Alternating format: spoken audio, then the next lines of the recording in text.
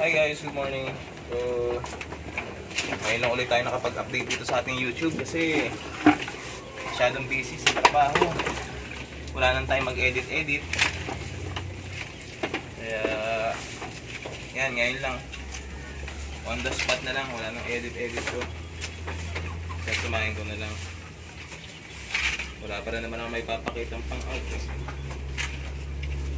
yan. Tayo lang dun sa mga magkakambing na lagi namamatayan ng kambing kasi nagtatae. Eh magpurga ho kayo. Purga kayo. Tsaka huwag kayo magpasko na maaga. Nasa sa inyo rin kasi yung dahilan kaya namamatay alaga nyo. Unless kung anemia, siguro yun. Pero yung mga pagtatae, human error na yun.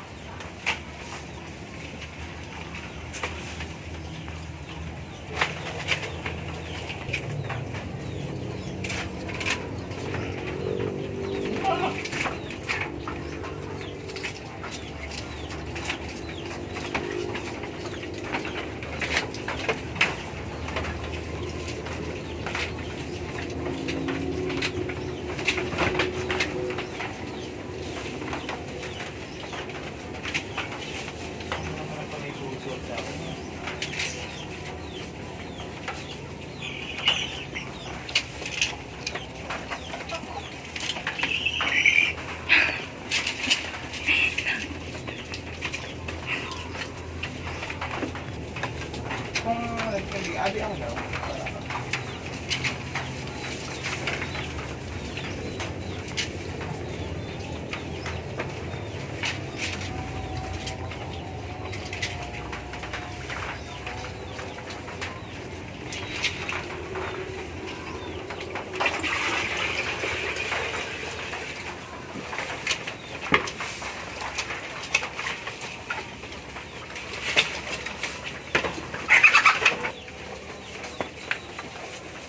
Steady.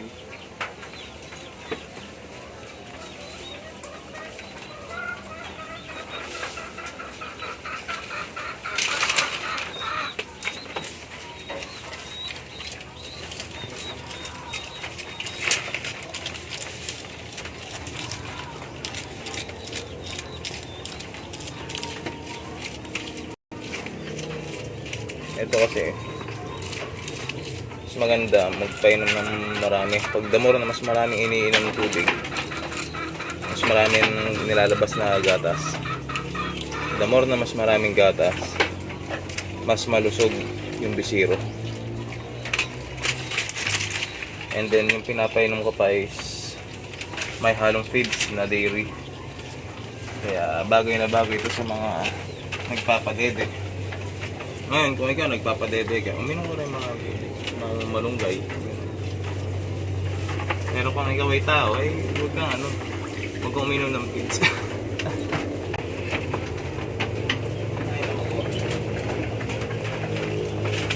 Sabi ng iba, madali daw magkambing. Sabi mo na ngayon. Siguro kung mayaman ka, papaalaga ka lang. Madali, no? Nabidyoan ba sila sa baba?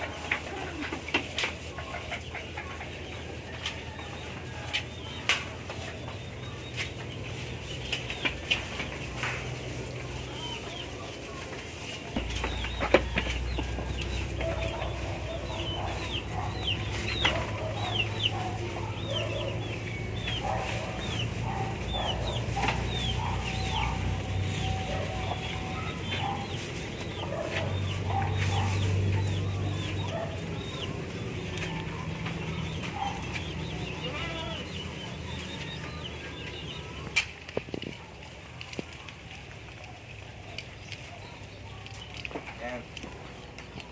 Napakahirap po mag-alaga ng kambing. Nakakapagod, pero masaya. Ito, kaya nabili ko kasi ito, ganito na yung balahibo niya. Matanda na, and then I'm sure hindi ito naliliguan.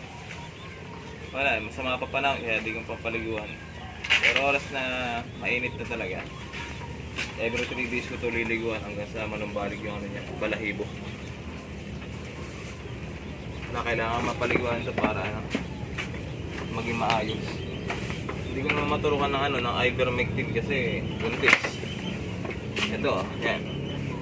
Basta kailangan sagana lang sa tubig yung may molasses. Yan, manunumbalik na yung balahibo nyo. Pero dati yan to, makapal tsaka makintab.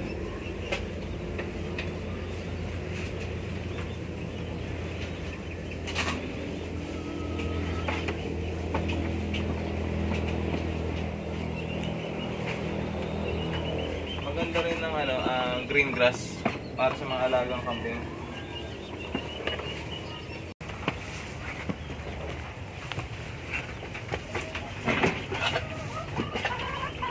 Tama ka ba naman kasi uminom? Uminom ka talaga kasi.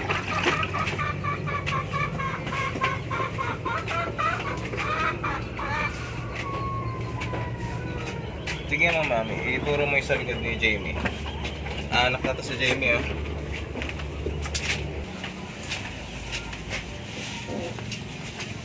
Huwag mo nga itutok at baka naman makuha na nila yung gatas.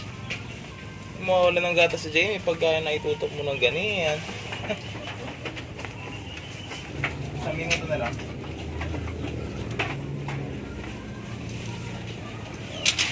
Yung payo ko lang kapag mag-aalaga kayo ng kambing, yung gantong medyo malalaki para mabilis yung market, kailangan pakita nyo yung sarili nyo. And then wag manloko ng kapwa.